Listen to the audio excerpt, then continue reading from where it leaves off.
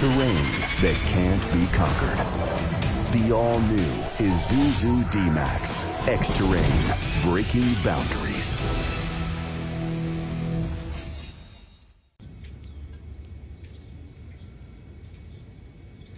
Okay guys, this is the 2021 Volvo S90. Just give me a sec, okay? I'm trying to figure out what's new with this car. It's almost the same.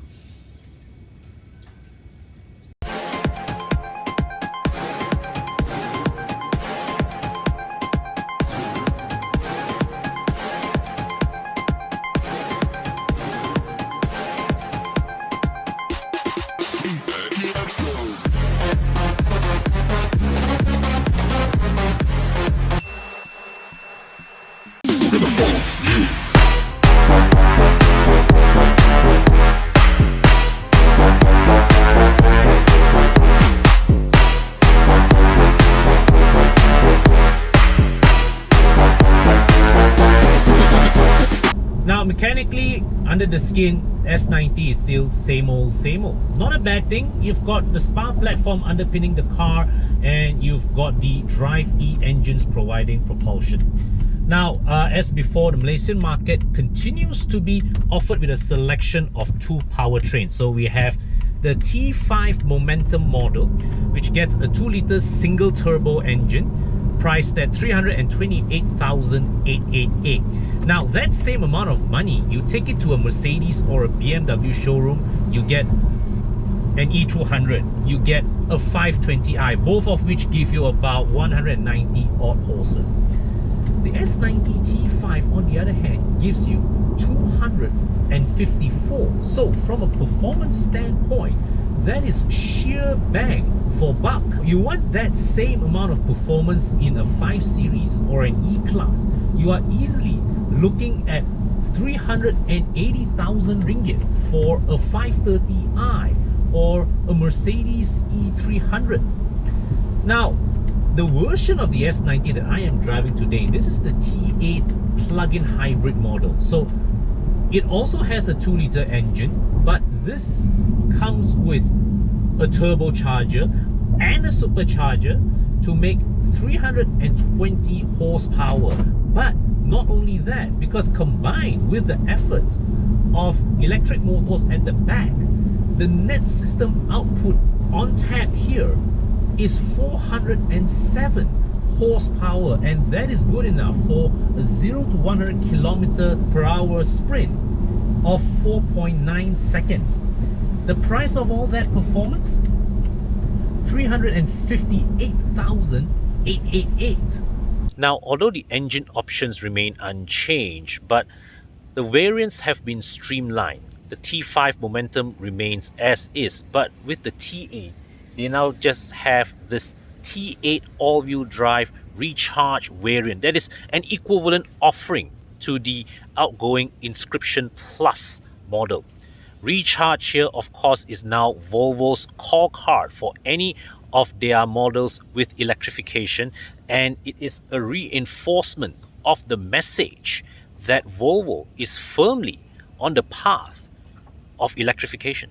Now, differentiating between this and the pre-facelift model at first glance may not be straightforward, but I have to say that the overall effect is that the changes here has made the S90 a bit more avant-garde than before. There's a greater hint of sportiness than there was, but still a bit refrained. So it does not abandon its roots as a refined and stately car, but it just merely adds that hint of athleticism to it, and I really like the look of this.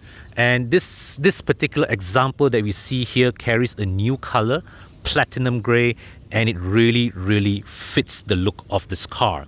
But if we must zoom into the details, so firstly, the grille is new. Okay, so this grille has a more concave look to it. The iron mark has also been revamped, so this is now one laminated piece.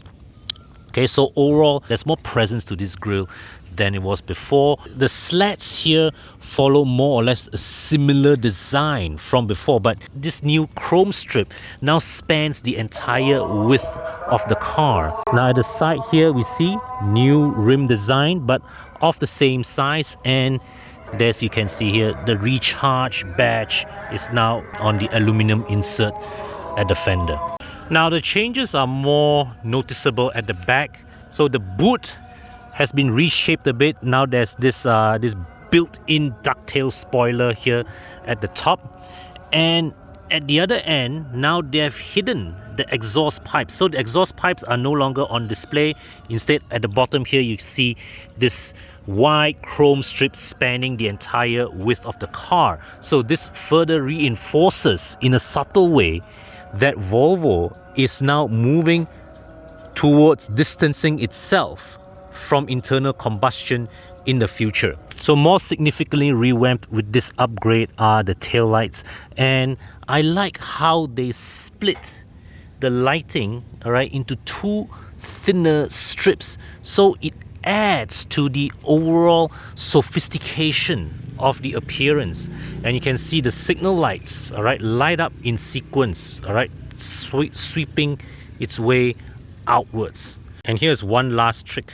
So the car is locked, all right. Now let me just unlock it, and the light actually illuminates out in a flowing sequence. And when I lock the car back, the sequence reverses itself. Very, very neat. So the interior is largely familiar from before. In this example, we have charcoal black upholstery paired with this rather attractive grey ash open pore wood trim. New feature that has just been introduced, 2 USB-C ports, adding on to the existing 12-volt socket and 2 USB ports in the center console bay. You've got a sunroof. The seats are upholstered in perforated Napa leather, and beneath these pores you've got ventilated and heated seats. Now the Bowers & Wilkins sound system has been a key selling point for the top spec S90, XC60 and XC90.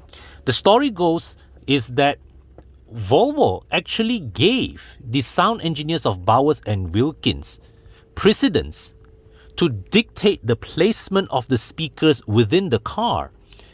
And then Volvo's own interior designers had to design the interior of the cars around the speaker placements that were dictated by the Bowers & Wilkins sound engineers.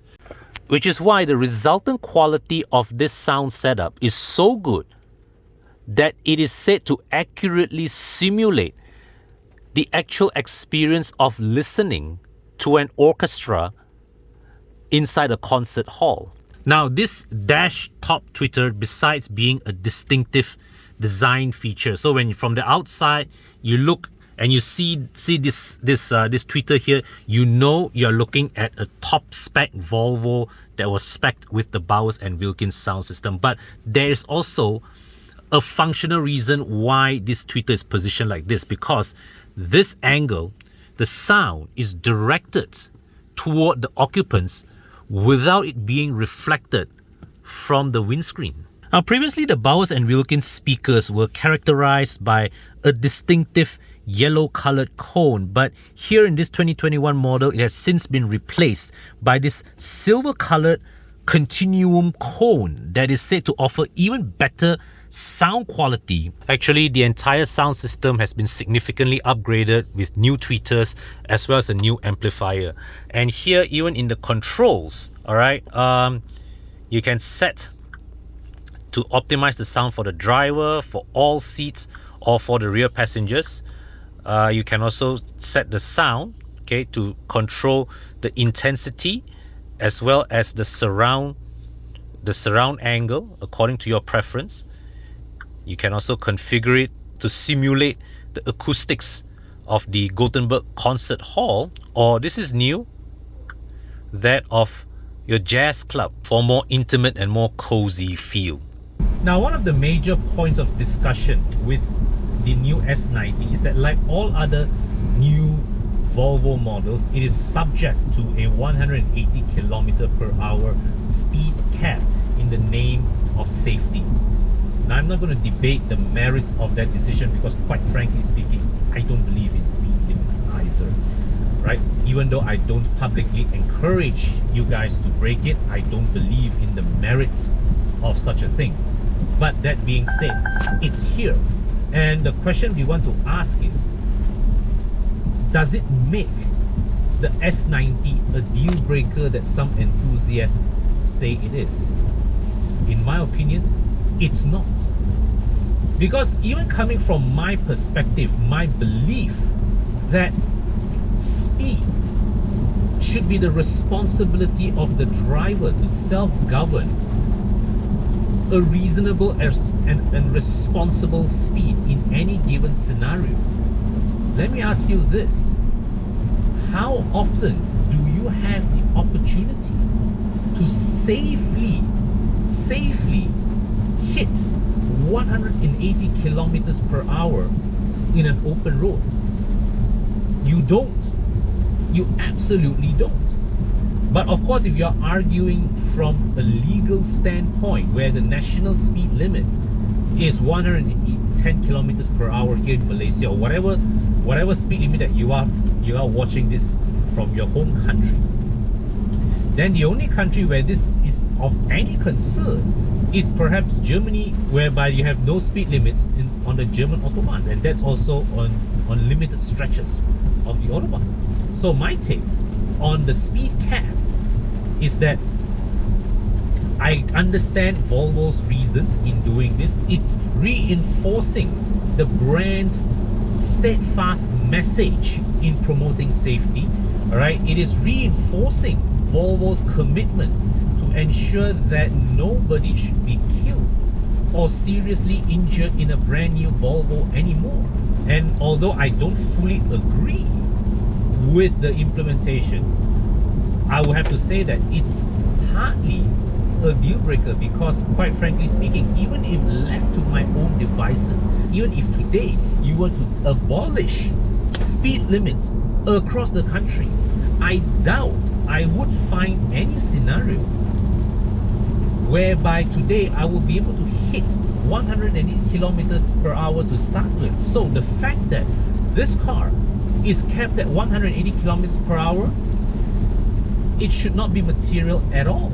Now, Volvo isn't a brand that comes to most people's mind when we talk about sportiness or dynamics, but they've actually come rather good in this over the last few years, particularly since the Spa platform was launched. Even the big lumbering XC90 SUV has the handling to keep sports cars honest in its day.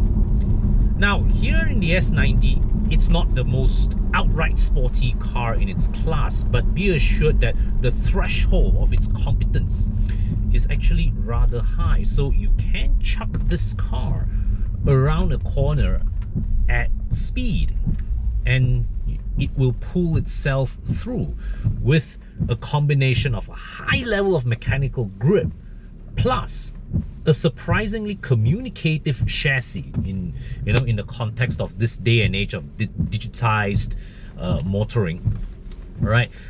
That gives you the confidence and the information to push the car and to judge how much harder you can push the car around the bends. But the S90's focus stretches way beyond that. It is actually what Volvo intends to achieve here is balance, because besides being a dynamically competent car, the S90 is tuned first and foremost to be a car that you can use and enjoy every day, and that is felt, every time when you drive this car, right? When you take a bend, when you take a corner, and you see how the car follows steadfast on the line that you pointed without any drama. When you step on the accelerator, the engine responds exactly to how much you step on it. When you step on the brakes, the car decelerates, proportionately. And this is something not to be taken for granted in a PHEV car like this, where regenerative braking is used to a large degree to slow down the car. So you see, you can appreciate the amount of effort and care that the engineers lavished onto this car to fine-tune every detail to ensure that the driving experience of this car is enjoyable, not just when you take it on track or when you take it on the weekends to Uluya, but when you are driving every day in KL, in Klang, in Cheras, in your housing taman, that this car be as smooth and as unobtrusive as possible in the way it reacts to your every command. In fact, there is similarities that I see here with another brand, which is Mazda. There's another brand that pays attention to every fine detail of the driving experience. All right, that it is a car that you can use every day, that you can enjoy 90 to 95% of the time without having to resort to push it to its dynamic limits.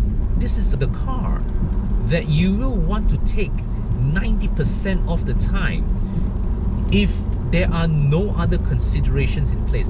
So it's on days when you're not going on that Sunday morning drive to Guruyam with your Boxster, or you're not needing to use all 7 seats of your Alphard. You just need to go and quickly and without fuss get things done, at different places. This is the car that gets you to all these places and back without fuss and keeping you in absolute comfort all the time. Save about 500 bucks. You save about 1,000 plus. To work out cheaper for me. 3,000, 4,000. You want 5, even more. It's for 200 plus. 400 bucks of savings.